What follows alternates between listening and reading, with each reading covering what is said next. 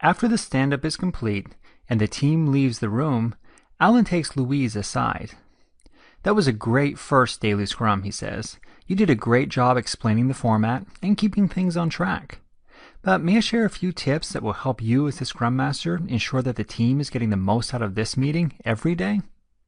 Even after we recommended that the team shift their attention to the Scrum board, I still noticed that a few team members tended to look at you while they were contributing. This can be a tough habit to break for teams that are used to using this meeting as a status meeting, but a great way to encourage the transition is that whenever you notice a team member looking at you during their contribution, simply shift your attention to the Scrum board. Most people will instinctively shift their gaze to where your gaze is directed and will be reminded that they need to focus on the board. I would also suggest that you make an effort to stand opposite the Scrum board, as standing beside it will make it easy for your teammates to slip into their old habits of addressing you instead of the board.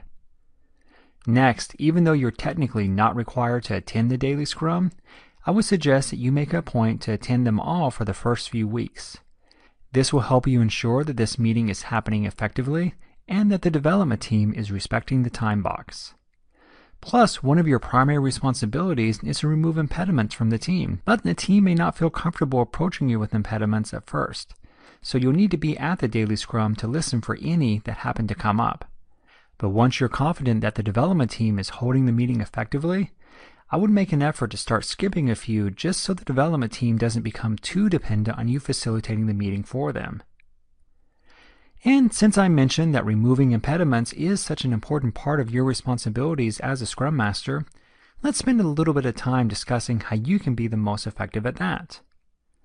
Remember that you'll need to listen with a keen ear to truly understand if the development team needs your help to remove an impediment, because they may not always ask. You've already worked closely with this team in your former role as a software engineer, so you have great insight into any impediments that the team may simply no longer notice, so listen for any issues that you know are plaguing the team that aren't being brought up. Many times, a Scrum Master's best tool for identifying impediments is to listen to what is not being said by the development team. Maybe they believe that a certain impediment is just too entrenched in the organization to be removed, or maybe they've just gotten so used to working around it that they don't even notice it anymore. Either way, use your perspective to help them recognize these impediments and to develop a plan for how to address them. But be careful not to overpromise. Some impediments are pretty large and won't be removed easily. Instead, at first try to make only small promises to the team that you know you can deliver. This will build the team's confidence in your ability to help them, which will make them more willing to bring impediments to your attention. Building an early history of helping them will also buy you a little slack with the team when you are unable to remove an impediment quickly. Next, you want to learn how to navigate the culture and the politics of your organization, as building relationships outside of your Scrum team that you can lean on when you encounter a large impediment can be very helpful. Sometimes, just simply knowing who in your organization can help with a certain problem can be one of the biggest challenges for a Scrum Master. You should start understanding who those people are in your organization now and invest in building those relationships before you need them. And don't forget that since Dave is from the product management division of Globomatics, he has his own network and sphere of influence within the organization. Don't be afraid to lean on him when the team is struggling with a problem that seems bigger than your own sphere of influence.